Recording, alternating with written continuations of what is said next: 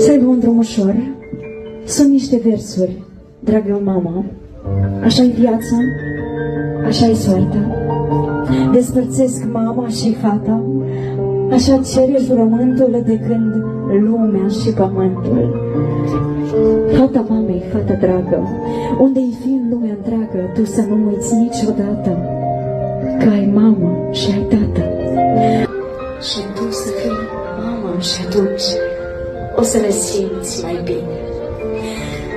Vreau un rând de aplauze, încă o dată, pentru acest moment emoționant pe care l-au avut dragii noștri. Mii, mulțumim, dragi părinți, pentru tot.